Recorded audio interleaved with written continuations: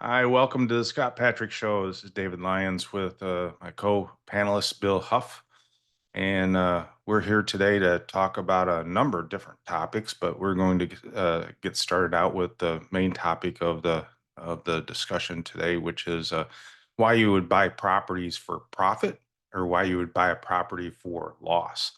Which a lot of people, Bill, probably don't understand why you would buy a property to lose money, but there's a purpose behind that. A lot of people, or when you start getting into things and you have a lot of cash flow, or if you're an individual and you've been buying properties for a long time and you have a lot of cash flow, that cash flow is taxable income, right?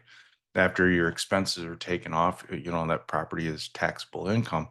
So why would you want to buy a property to lose money? Well, it's for that reason, right? It's to be able to knock down that taxable income amount that you have for your LLC or, God forbid, for you individually. Um, uh, but but people literally buy properties for a loss, and I'm kind of in that avenue with some of the properties that I'm buying down in Grand Caymans and some of the developments that are being put together, like the M project, and Bill has a few development projects that he's getting started with, and we're getting into that realm where when you're starting to talk about making half a million or $1 million in cash flow every year from your projects that are coming in, well, that's a lot of taxable income. And I don't think people understand that, it takes a lot of fuel or meals or office supplies to be able to knock down $1 million worth of taxable income. You need other things that allow you to be able to knock that down. Y- And there are a couple things. Of course, properties have depreciation on them for 27 and a half years. You get to depreciate what's called the outer shell of the property, which is not the land, but the structure outside, the roof and everything along those lines. You get to depreciate that for 27 and a half years, just Mhm. automatically. And then there's accelerated depreciation, which is everything inside the house: the plumbing, the wiring, the appliances, the window treatments, the flooring, the doors, the hardware on the cabinets, everything that's inside the house. You get to use accelerated depreciation to depreciate those items over anywhere from 1 to 15, 3 to 15 years. And most people depreciate it over 5 years because most exit plans are a 5 year period, uh, for me anyway. But that will significantly significantly bring down that taxable income amount to where instead of paying say $800,000 in taxes on $800,000, you might be able to knock that down to say 200 or $300,000 through depreciation to be able to save $500,000 in taxable income and make it literally tax free. Do you agree with Oh, that thinking? yeah, yeah. That's exactly, that's the game on the Avenue B side. And I did want to just back up a second to help set the context. Uh, f- in we always use the terminology of Avenue A and Avenue B.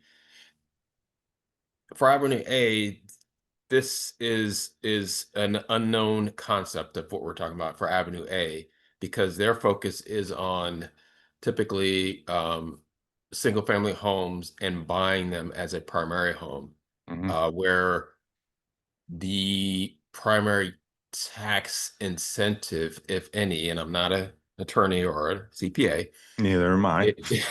is on interest, loan interest that is, some of that may be deductible.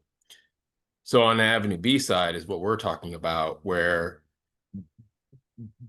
this, the tax advantages, I'll just say, keep it generic, are more, uh, you know, robust. And Hmm. and this is what occurs below the surface, as I like to say, which you can't see. Um, and part of that game is to utilize these deductions to, as Dave was saying, to significantly reduce or eliminate any uh, uh, to reduce the tax burden on any income that is generated from the property. So it's each property has to be analyzed from that perspective, Hmm. Hmm. to make that determination. But that goes into, this is one of many um, analysis approaches to determine if it's a good deal or not as part of the due diligence. Yeah. And we kind of got into due diligence a little bit in last week's episode, and people can go back and listen to that, and then come back into this. In fact, you can go back and listen to all of them because they kind of all tie into each other. Absolutely. And when we were talking about due diligence, it's such a broad topic, and there's so many things that have to go on with due diligence. I mean, there's actually the visiting of the property, which is what people basically think of as due diligence, is Mhm. visiting a property, making sure that's something that they like. For us as investors and going down Avenue B, visiting the property isn't the main thing. uh, Visiting the site and to see where the site is and where it's located and what's around it and everything. Of course, that's very important for us to be able to do due diligence in that way, because that kind of gains into the profitability of the project or the Mhm. property. They say that in real estate all the time: location, location, location, right? Right, uh, you right. know Businesses do that when they buy property to develop a restaurant or whatever it is: location, location, location. So location plays a big thing in it. So we want to be able to go out and view the properties. I'm going to San Antonio this coming week to be able to look at the three developments that Bill's looking at, that I'm going to be kind of jointly involved in. And same with the M project, with Bill and that. I want to be able to go out and take a look, and snap some photos, get the drone up, take some drone footage and everything, and that, because that's part of the due diligence for the investors Yes. Yeah. that are going to be getting in. I want to be able to make it easier for them to be able to see what we see, Right. and to understand what we understand, and get them into that uh, realm of understanding, so that they can understand the project, understand where we're going to go with the project, understand. We want to be able to move them along in a manner that allows them to get all the information that they need to be able to make a decision to come aboard on the project. And the easier I can make that for them, the better. Yes. Yeah. Because one thing I know about investors, and Bill and I are both investors, but one thing I know is that we don't have a lot of time. Right. And when all the information is right there in front of you, that they would want to be able to look at, it's right there. Right. And with some of the tools that we have nowadays, with like XAI and Chat GBQ or GBD, I keep getting those initials wrong.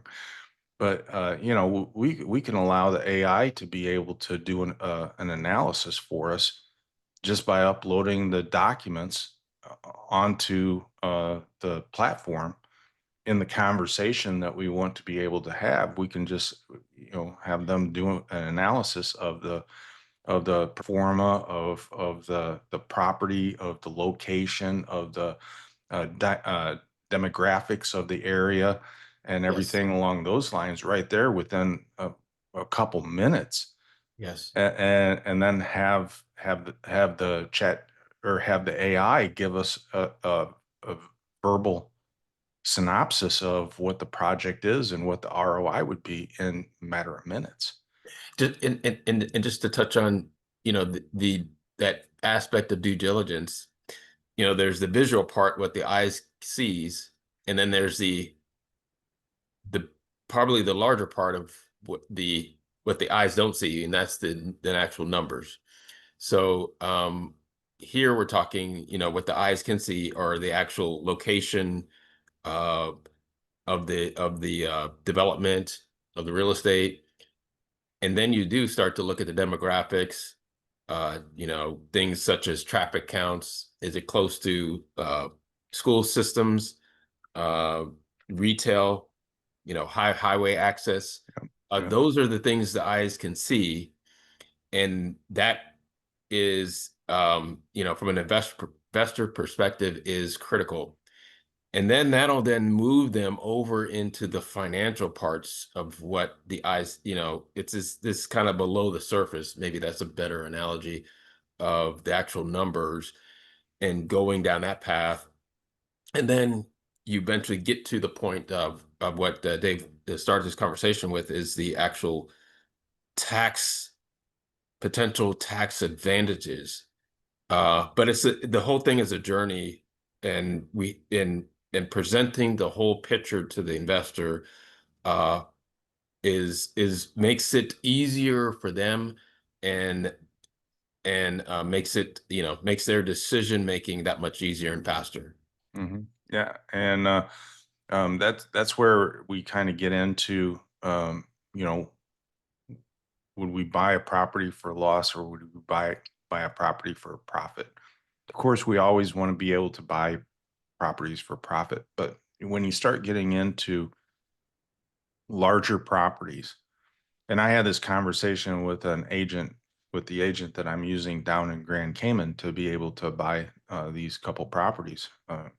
She was saying to me that uh, she was starting to lay the groundwork that the properties aren't probably going to make very much in the first year or so, simply because of the getting started, getting the ramp up and everything. And I understand that.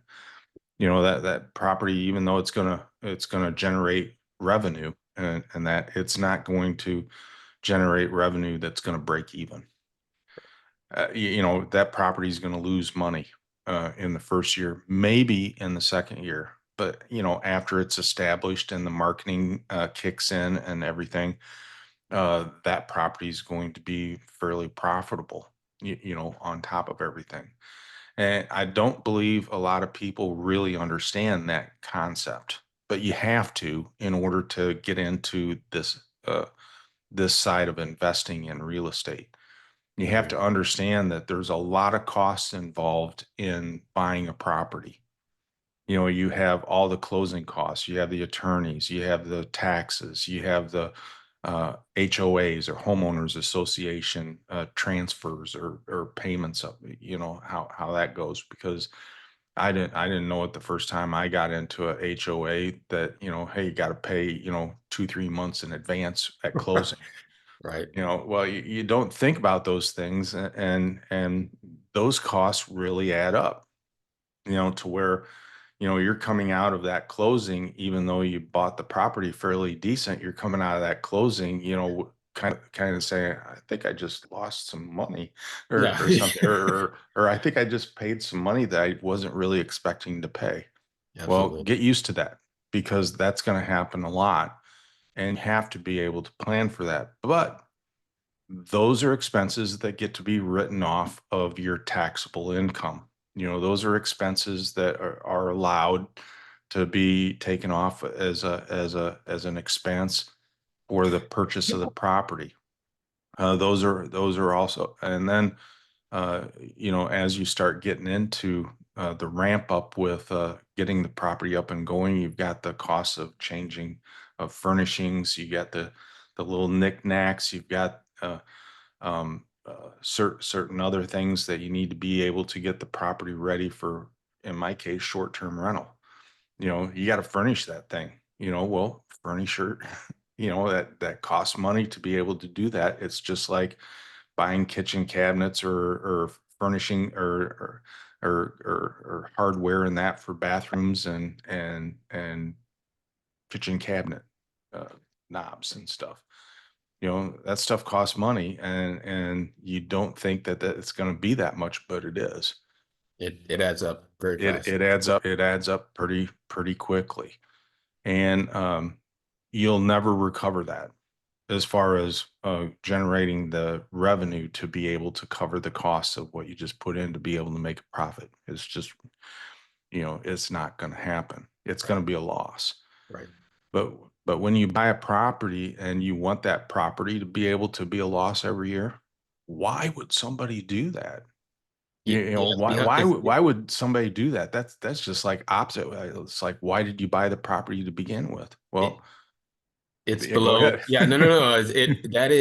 That's even when I was starting out. Yeah. It just doesn't make you can't comprehend that.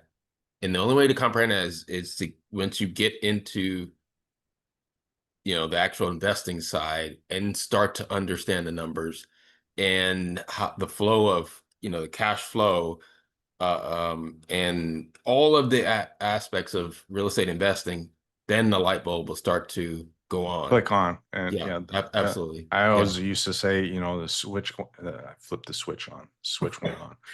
Or when it's a really bad, I flipped off the switch. I just can't think anymore. But that's exactly right. I mean, you start to understand the intricacies of real estate investing, and you start to understand that um, I might take a 20 or $30,000 loss on this property for the first year, and maybe a 15 or $10,000 loss on that property in the second year, and maybe in the third year might break even. But in the grand scope of things, when you're working with a lot of properties, Mhm. those losses are able to be taken off of your um, taxable income of your properties that are making you a lot of money. Right. There's that balance in there. You want to be able to have that balance. So when you're starting to plan on your properties and how many properties you have, let's do an example. Let's say you have five properties, and each one of those properties is making you $10,000 net Mhm. every year. So that's $50,000 net, and that's 50,000 in taxable income for you. Okay, you take away. Let's not do depreciation right now, but well, let's just do regular depreciation. Let's say, for instance, you can knock that 50,000 down to, say, 35. Well, we'll say 40 with regular depreciation. Okay, so you got $40,000 that's left. Well, if each one of those properties, let's say three of those properties have lost $10,000 this year. So that's $30,000 in loss. It's making revenue, but at a loss. So you're able to take that $30,000 off of that 40. Now you have a taxable income of only $10,000, Right. but you still have the revenue that you've made, the $50,000. So you're only paying taxes on 10,000 of the 50. And Mhm. then you bring in accelerated depreciation into that. Well, now you're at a negative. You're maybe at a negative $30,000 Right. in as far as the depreciation and taxes go. It doesn't look really good for a banker if you're going to a bank Right. to be able to get refinanced or to be able to do things, because they ask for tax returns, and the tax returns are negative $30,000. You've lost $30,000 in the hole. Bankers go, well, we can't help you. Right. because bankers' minds aren't thinking like Avenue B. Right. Right. Yeah. But Very to an true. investor like us, going down Avenue B and talking to another investor that you're wanting to be able to bring in, well, they understand that because they do the same thing. They understand that, you might show on paper that you've lost $30,000, which is totally legal. Mm, That's the way that it goes. That's the tax laws. mm. But you've actually made 50,000 and it's all in taxable income or untaxable income. It's all free and clear of taxes. Right. and Right. and and that's why Avenue B is such a big um, benefit for not only taxes but for being able to knock down that taxable income to the point where you can do that. Now, can you do that on Avenue A? Yeah, well, yeah, you can. If you can bankroll yourself, to do things, you don't need to have a bank to be able to do things. That's what people did long, long time ago. 150 years ago, there were banks around, but people used cash to be able to buy things, Right. Right. and they cash rolled themselves, and they went to the bank to be able to put their money in the bank. They didn't Right. use the bank to be able to borrow or anything along those lines. Wasn't until like the early 1900s that that really kind of started to come into to play a little bit. Just to you mentioned a loss in this. So think of it as a real estate portfolio where you may have within that umbrella portfolio, you may have different different holdings within a overall portfolio, and different holdings may have different investors. Well, if you kind of what Dave is mentioning, if you stand back and look at the whole portfolio, you may have a loss over in this holding of properties that may offset uh, a positive income in another um, holdings of properties, and that's really at that level. That's what investors are looking at. They're standing back, looking at the bigger picture of their whole portfolio and how if I acquire this portfolio or property, how it will impact other sectors of their overall portfolio. So that's kind of the big picture view of this. In fact, back in April, one of the bigger investors that came on board for the resort properties project, um, his main reason for being able to get into that project is because of the loss of the revenue. He made, and people need to understand that when you get to a certain point, you start to make uh, so much money that you don't want the federal government or the state government to be able to take their chunk out of it. Right. Let me just. Yeah, go ahead. But this is a conversation that most people won't comprehend. Took me a while to comprehend, and it is a too much money problem issue. It's a too much money And problem. it is if you're over in Avenue A, it is hard to even understand. Like it doesn't even register. Well, you have to understand, Avenue A doesn't want you to have too much money that you have Right. to think about that. Right. It Avenue A only wants you to have a little portion of it, right. and they want to be able to have the I have too much money problem. Exactly. Exactly. And then when you get over to Avenue B and you understand that there are people and entities that have a too much money problem. So their focus is, okay, I need to deploy this. I need to deploy money to potentially generate a loss to help offset my taxes. Mhm. That concept, it does take a while for that to register. But that's essentially what we're talking about. People or entities that have a too much money problem. Yep. Um, and that kind of gets, excuse me, that kind of gets into the structure of how you're going to structure the project. If you're asking for investors to be able to come in, if you're going down Avenue B and you're trying to find those individual investors to be able to get into things, and you can go to this person or to that person and everything, and they could put in a little bit here and a little bit there. My opinion, don't waste your time on them. You want to dedicate your time to accredited investors that have been in the game, that understand what's going on, understand the risks involved, and they have the money to be able to put into something. And if they lose it, it's not going to take food off their table. Right.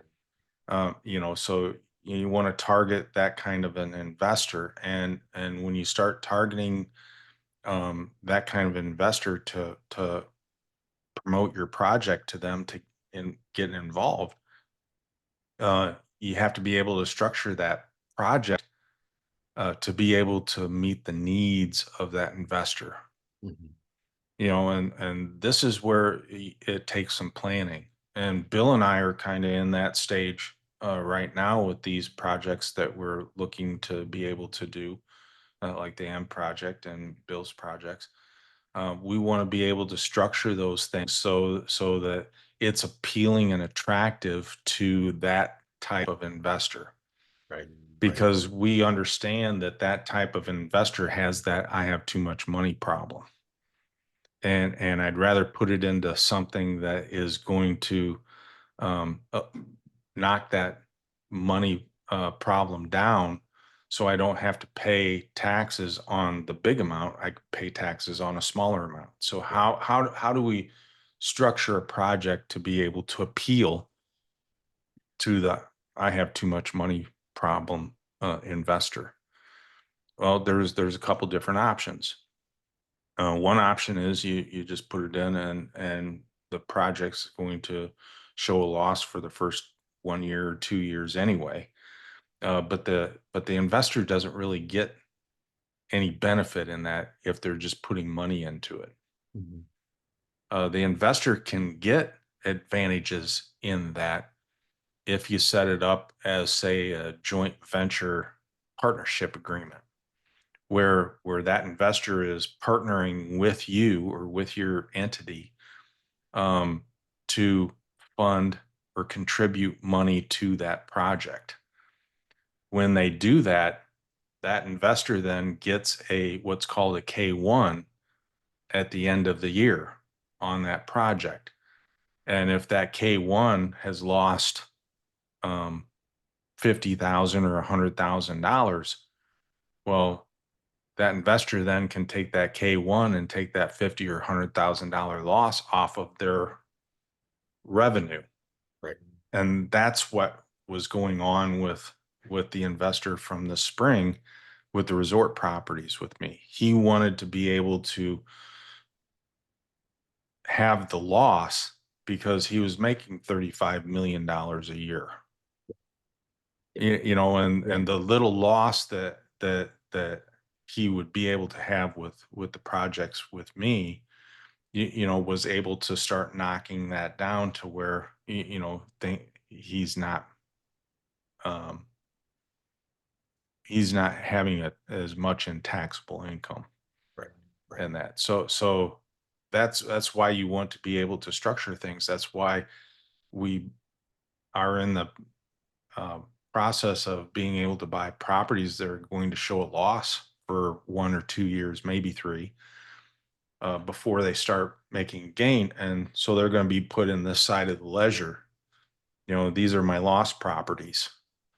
These are my profit properties over here. And you want to be able to have a good balance with those, because when these start moving this way and they're fully profitable, and then we start exiting out of those properties, that's a lot of profit that's coming in. And of course, then you have the 1031 exchange. So you can take that money that's profit and put it back into a new project over here that's going to lose money.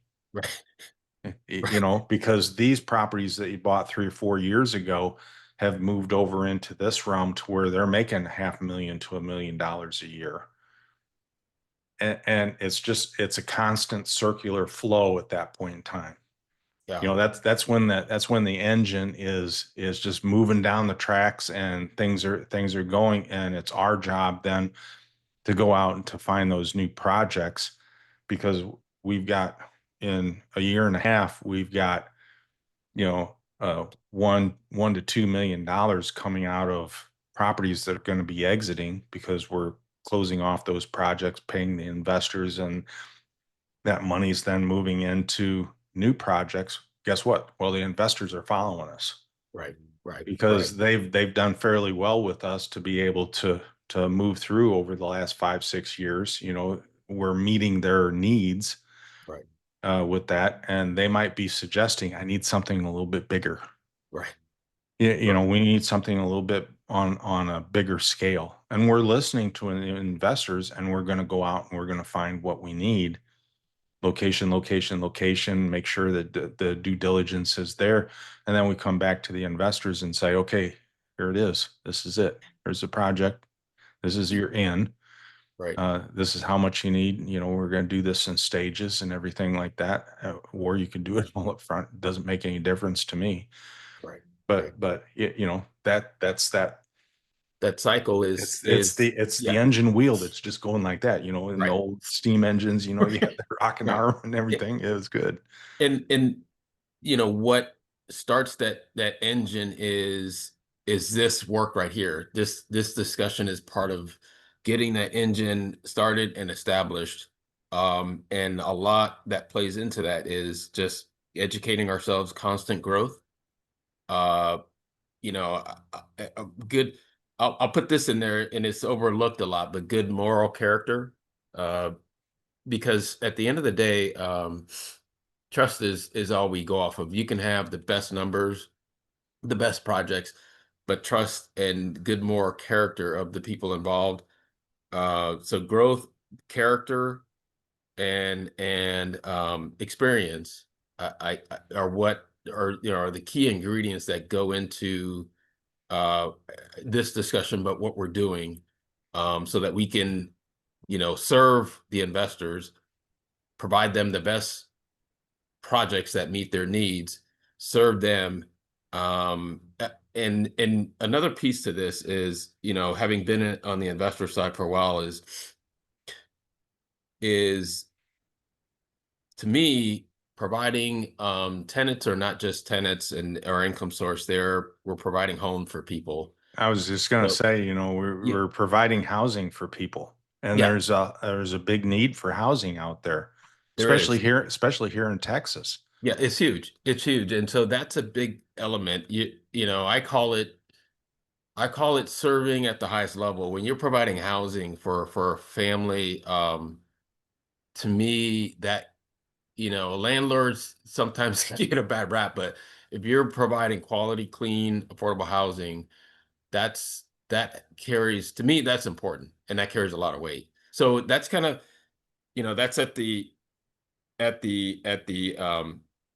tenants are part of the whole picture, but that to keep that engine moving.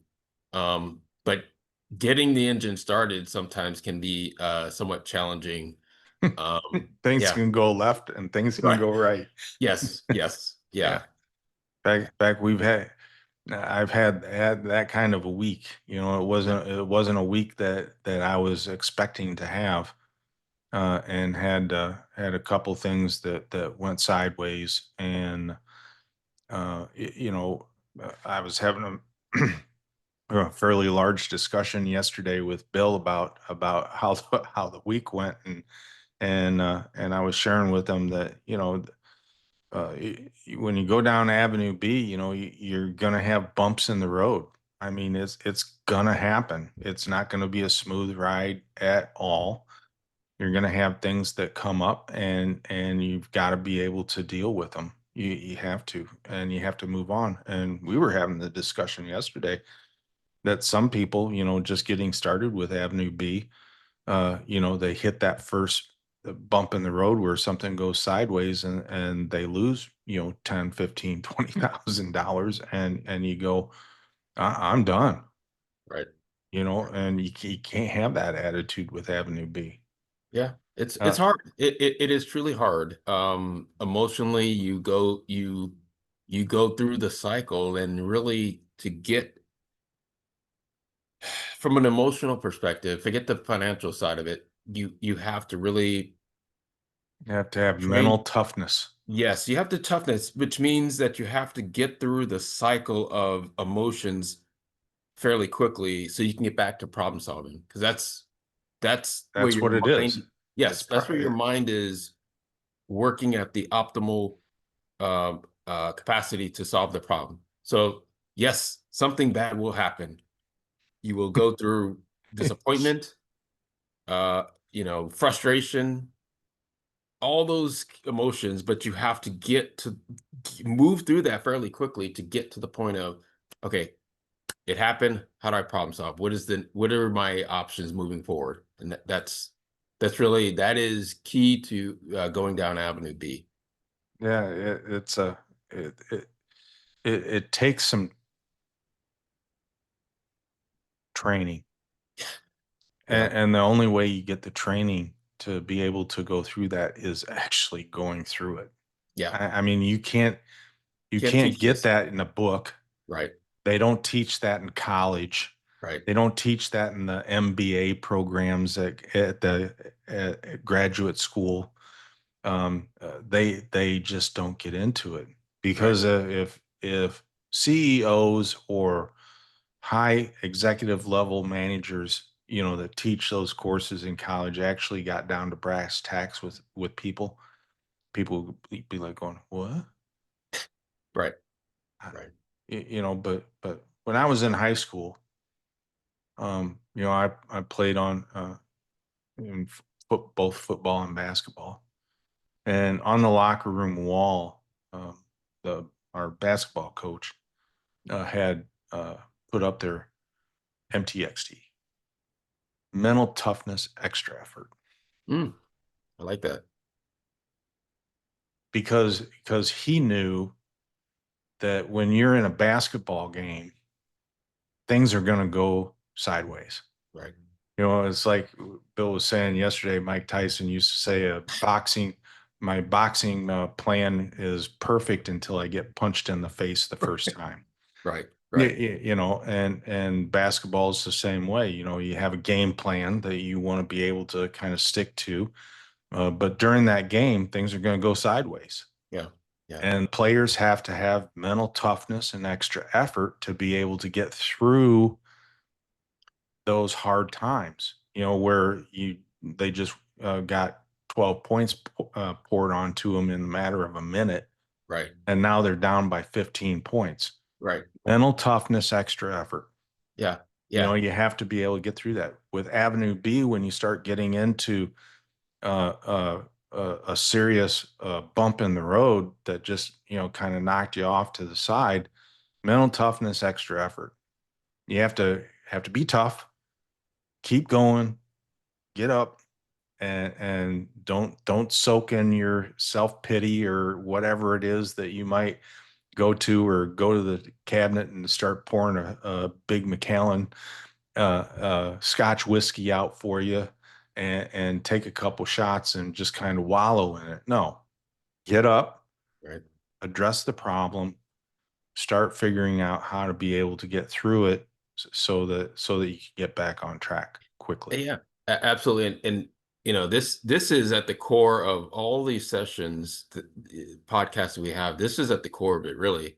This is You have to figure out a way to convert negativity into positivity, or this liability into an asset. The situation happened. How do I, one of the many questions you should be asking, okay, what are my options moving forward? How do I convert this negative situation into a positive? And then you need to be able to brainstorm to find ways to move forward. And that is as Dave said, you can't, it's hard to teach that. You just have to experience it and start to at least tell your brain, okay, I can't go down this normal path I normally do. The situation happened. I need to start exercising and training that muscle to get me to the other side fairly quickly. And that's and really, yeah, and you need to learn. yes, yes, You need to learn from the experience. You need to learn from the failure. yes, Uh, uh, Yeah, you need to learn from the failure. It was a failure in a particular area that had a weakness, and now I need to learn from that failed aspect of it so that I can defend that so it doesn't happen again and come right. up with a plan.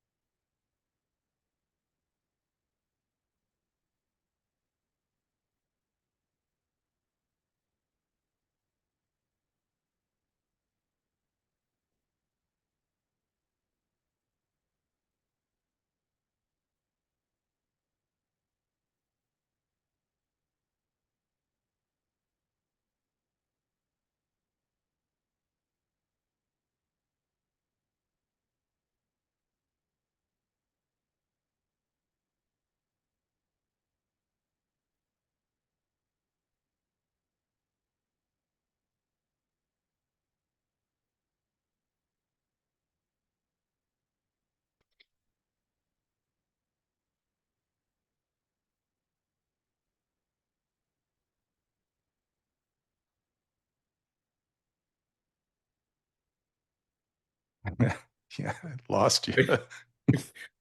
Sorry about that.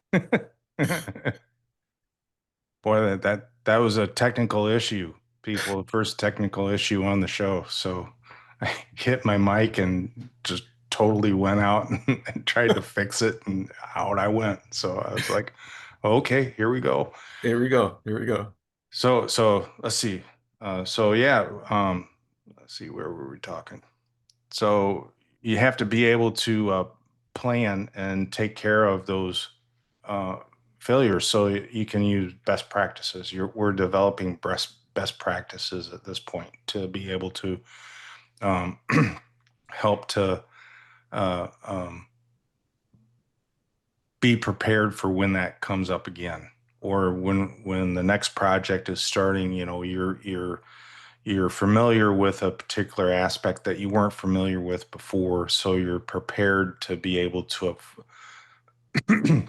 avoid those difficulties, Right, right, and not have to go down that road and lose the time, right, right, because it wasn't just the loss of some money. It was the loss of the time right, that right. that was spent in pursuing a particular action, to to make a couple projects work.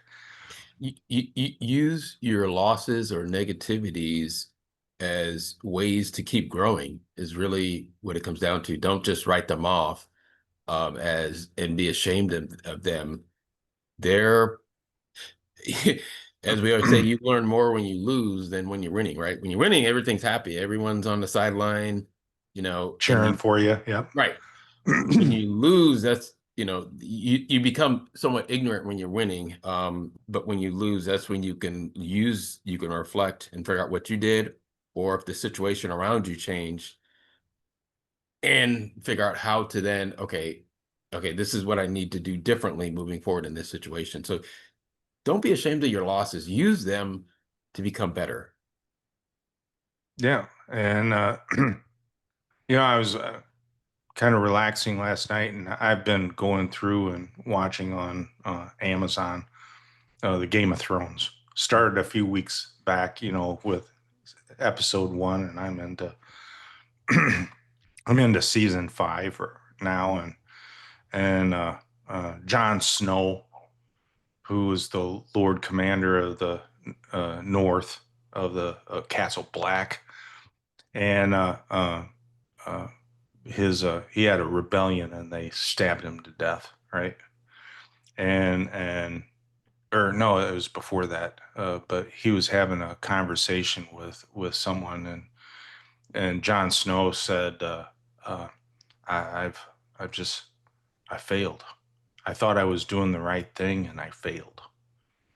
And the one that he was talking about goes, "Well, get up and go out and fail again." Ooh, strong statement. Love that. And it hit hard. I was like, Yeah, wow, that's exactly right. right. Get up and fail again. Yeah, Because it's through the failure that you develop the character and the mental toughness that is needed to be able to make the hard decisions. yeah, And absolutely. there are some hard decisions that have to be made when you start getting into real estate, when you start getting into Avenue B. There are some hard decisions. And sometimes someone might be faced with a decision and they don't know which way to go. Well, welcome to the club. Yes. That's part of it. And you've got to be able to make the steps to get out there and to do it. And I was faced with that, a couple weeks ago. I wasn't quite sure, if this was the right avenue, or if I should back. I just wasn't quite sure, Mhm. but I took the step. I went Right, out and I was like going, okay, let's just go and get it going and get it done, and let's see where things drop. And boy, risky, nervous. yeah, You don't know which way it's gonna go or happen, and you start seeing things come in, and you're like going, okay, all right, all right, and then all of a sudden, and um, you know, I'm I'm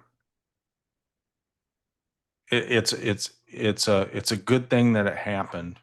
Um, I didn't want it to happen. I right, wanted to go the other way, right, because things would have been much better if it went the other way, but it didn't right, go the other way. So like Bill was saying, you have to be able to go through the stages quick, because you're going to go through the stages. right, You're gonna be sad. You're gonna be angry. You're gonna be, right. you're gonna go through all five, Mhm. and then you have to get back to acceptance and moving forward Right, quickly, right. Quickly. because you can't linger in those things. You Right. just can't, and that's where the mental toughness and the extra effort comes in. You have to be able to get through. You have to be able to stand up, start walking again, and let's go out and fail again. Yeah, Now, you that's don't want to do that all the time. Don't get me wrong that, uh, David says, I got to get up and fail again. No, have some good things happen in between there, right. but failure's going to come. Yes. Yeah. But now that you've went through failure, you've gone through it. Y- It hurts, but the next time it's not going to hurt as much, I hope, because you've already gone through it, so you've experienced it, so you're able to kind of process it quickly. You can get through, and you can be that captain of the ship when you start having a team behind you. Absolutely. You're the captain of the ship that says, okay, a rough patch. Let's come on. Let's keep going. Right. Right. Keep moving. Let's Yes.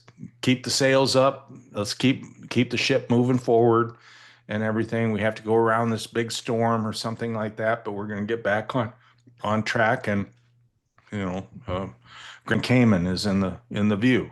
Okay, Right. so we can do that. So Right. we it's a bigger picture. It is. It is. This is just a little thing. It affects a little bit, but it doesn't affect the big picture, Right. because now I've grown. Right. I understand, and I can prepare. It's part of the due diligence now, to be able to do that. And thank God for XAI or Chat GBQ, GBT. Right, right. I'm gonna have to write it down on my desk so I can look at it every time I have to say it. The Chat AI. I'll call it the Chat Yeah, the chat AI. AI. Yes. So being able to utilize these tools to be able to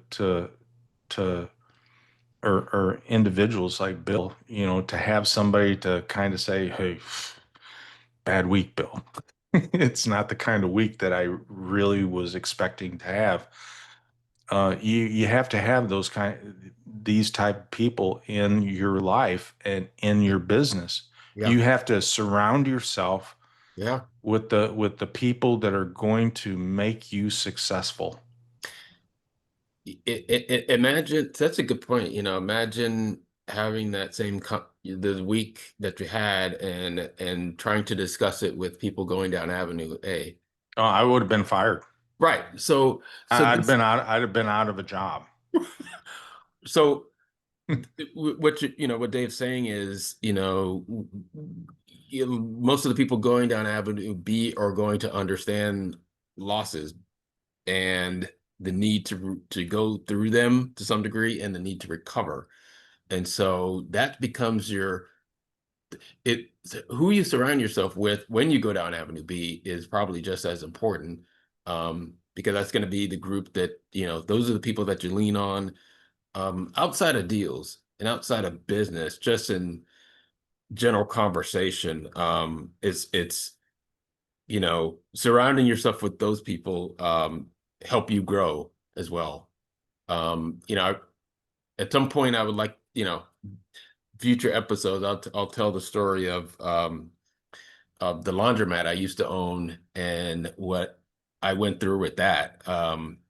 That, you know, coming out of that, I guess just to summarize, I'll say that it was somewhat, I was ashamed and embarrassed of the loss that I took for a situation that was kind of out of my control, but it took me years to realize that that loss was actually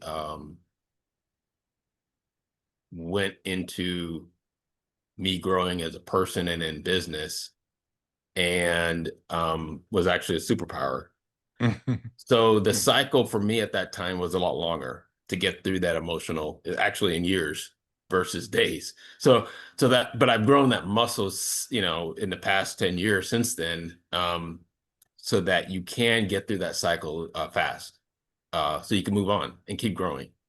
So I look at that analogy of, go out and lose again. It's more of an analogy. It's go out and try. Go out, keep trying. Get Don't up give and up. try. Don't give Right. up. That's really Yep. what that says to me. To keep moving, keep trying. Don't let one loss break you.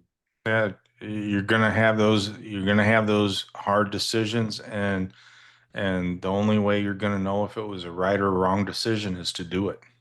Absolutely. Absolutely. You can't figure out right or wrong moves if you don't move, Right. right? Right. You have to be able to move. You can't just stand there. You can't turn around and walk away, which I suppose is a move. It's not the right one. Right. I mean, I take that back. There are some times when you have to walk away from a project. There are some Very true. times when you have to walk away from a certain situation that just isn't working. True. But that's not what we're talking about Right. with this. We're talking about when you're in a particular project or you're in a particular situation, and things go wrong or things don't go the way that they're planned. You have to be able to, yeah, it's a failure. Yes, it wasn't where it was supposed to be, but why did it happen? What Right. can you do to be able to avoid it from happening again? And what's the plan to move forward? Right. Right. It's like diving. I'm a professional diver. I'm a dive master. And when you're 120 feet below the surface of the ocean and you have a problem, you have to be able to learn how to fix the problem, stay calm, fix the problem, identify it, what am I going to do now, and then move forward. You have to keep your head, Right. and you can't panic and go crazy. Especially as a dive master, if somebody is having a problem, I'm the one that has to save their life. Wow. Yeah. I'm the one that has to come over and calm down, look at me, and assess the problem, and then figure out what needs to be done, and do it quickly, because breath only lasts so long, right? Yeah. And then we have to get to the surface, and then deal with things at that point in time. But it's the same principles. You have to uh, figure out what happened, assess it, what do I do next, and how do I get through this. You have to stay calm. That's Right. the mental toughness and the extra effort part of it, right? Absolutely. and Absolutely. and those same principles can be applied to any part of life: business, personal, marriage. It doesn't matter. Everything's going to have its problems, and you have to be able to step back, take a second, Right. analyze, figure, and then Right. move. Right? Right. Absolutely. Absolutely. I like the diving. That fits this like perfectly because yeah, that's a situation where you have to react very fast. You have to assess and real quickly. So that's a great example to use here. Yeah. I mean, I started flying when I was 16 years old. Got my pilot's license, or started to get my pilot's license and drive at the same time. When I was 16, and when the instructor uh, I'd be up doing what's called tough. Okay, with that damn thing, Mike. We were doing what's called touch and goes, where you land and then you take off right away again. Right. And we were going around, and he would cut the engine power. What do you do? Well, you get out your checklist and you start going down your checklist, and everything. You're checking your mixture. You're checking, make sure that just going down the list, and then you Mm. figure out, oh, the throttle got thrown back. So up with the power, and stabilize, and up you go. But at the same time, while you're doing that, you're looking for a place to be able to land. Yeah. And you're on the radio. You have a problem, loss of engine power, and you're on the you're trying to find somewhere. You get back to the airport. Yes, yeah. You're going through the whole emergency situation, Yeah. and then you figure it out. Okay, I got power back again. Yeah, and I'm coming back around, and then we land, and then we're done for the day. It was like, okay, that was exhilarating. Yeah. Right, Absolutely. right. Because I was like going, oh, what do I do? Am I gonna die? No, you can't do that. Right. You've got to be able to figure it out. Right. And that's the whole thing about this whole show, is you've got to be able to figure it out. You have to be able to do your due diligence. You have to be able to get the project set up the right way. You have to be, or you hope to get the project set up the right way. You have to be able to get the investors that you want to be able to get into that project, that are going to be in it for 5 or 10 years. That those investors are going to be with you for 5 or 10 years. So you want to be able to do your due diligence on them too. Right. Right. You want to have the right people in as partners on that particular project. I'm just not going to take everybody. It Right. could be, I want somebody that understands the project and understands what we want to be able to do. And then we have to go out, and then we have to do it. And we prove our mettle by being able to keep our heads, and figure out issues or problems, and then move forward. Right. I've had a phone call this after or yesterday from one of from one of my other properties, with a property manager down there, and every time I get a phone call from them, something's wrong, Right. right?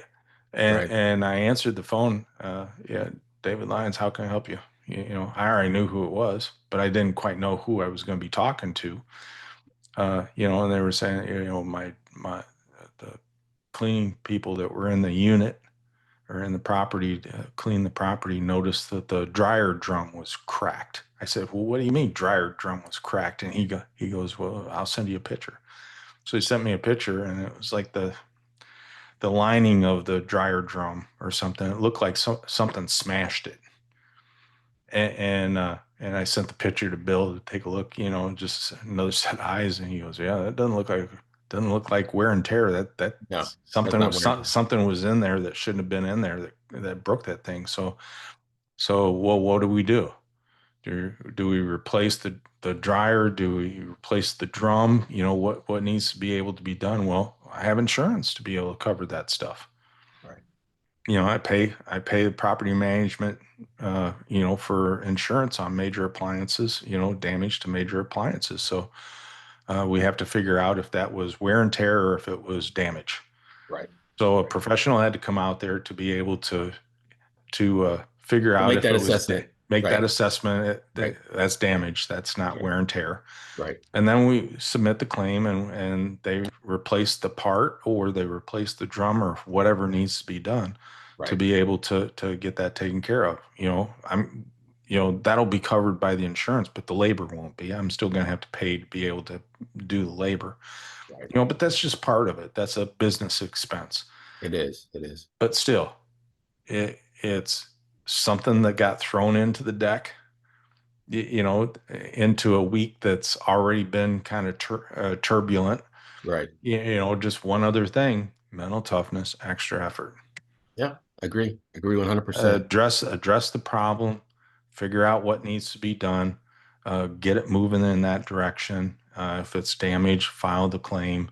And then, we're getting into the lighter part of the season, so we'll be able to have the time to be able to have the guy come in and do the repairs that need to be done and Right. get that taken care of. Right. Moving forward, All right. On to the next. On to the next. lowering the tax, Right. lowering the taxes because of the expense that's involved. But Right. but just another thing, that property, it's in the first year. Right.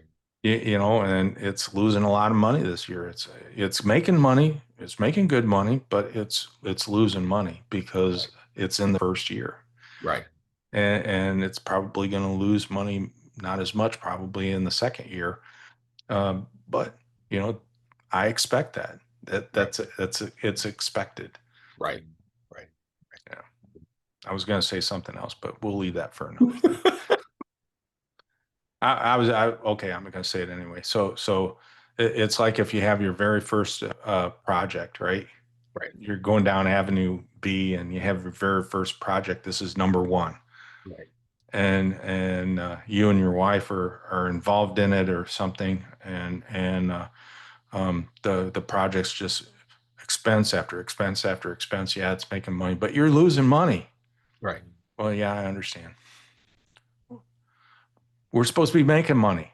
Yeah, I Right. understand. Right. We will be, Right. just not this year. Right. Maybe not next year, Right. but I won't be able to do. I understand. Yeah. It has to start somewhere, Yeah. and believe it or not, it's going to be the same in Avenue A too. Right. Those same problems or those same issues are going to happen no matter if it's Avenue B or Avenue A. Right. Right. Very true. Very You true. know, so it doesn't matter which Right. side you're going down. Those same issues are still going to be there. Yeah. Yeah. Yeah. That I think many people see Avenue A as the potentially the easier path. Um, and but when and there's a lot of truth to that, from maybe one perspective, but um, the growth in character doesn't occur when you're comfortable. I'll just say that. No, So no, it the, doesn't. the growth in character, and if you're truly trying to grow yourself and become the person you're meant to be, your character has to be challenged. And so Not in a bad way, not in a negative way, just, in dealing with things. And so, um, y- y- If you're not being challenged, you're it, not growing. right. If you're not putting yourself in a situation where you're not being challenged and you're not growing, you're just steady state. And That's boring. well, it gets into To, this to me, really gets it's deep just boring. into what is the purpose of life. Are we here to be steady state and to exist, just to exist, or are we here to grow and create? That's, to me, that this gets into really deep conversations. Like, where was human put here? Just to exist and to be comfortable and to not grow and just exist into a point of extinction, or to be here, create, and grow as humans. First episode. What's your why? Right, Why right, are you doing this? right, right, Are you doing this for the misery? right. Are you doing this to be able to build something? What's your why? What's your why? Why are you here? You have to continue to understand that. Absolutely. And this is part of it. Being able to go through this is part of it. Yeah. So, good show. Kind of went over just a little bit with my technical difficulties, but hope everybody had it's been a good show. It's been a good conversation. We've covered a lot of different things. You might want to be able to go and re-listen to everything maybe a couple times or so. But there's a link down below where you can get the transcript and you can do a couple other things. If you'd like to be able to help to support the show, you can go to our store and buy some nice Scott Patrick show cups and hats and shirts and stuff, and help support the show that way as well. And we'll be back next week with another show that will just be a continuation of everything that we're going through, and maybe have some reports on the due diligence trip this week for three development projects in San Antonio. So it's a growing thing. We're all growing together, and we're sharing it as we go. Grand Cayman properties are coming together. These projects are coming together, and you're going to be riding along with us all the way through, and start to see things as we see things. And Yeah, if we can be of help to anybody, you can contact us down below on the links down below, and we're happy to be able to help and get into our mentorship trainings and our training courses, and take advantage of us. yeah, Well, not don't take advantage of us, but utilize right. us to Yeah, the best that you can, because you do need to have people around you that understand and have gone through the difficulties, so that you have some support in that area. Because if you yes, have people around you that don't understand, or don't understand what it is that happened, or they have nothing for you.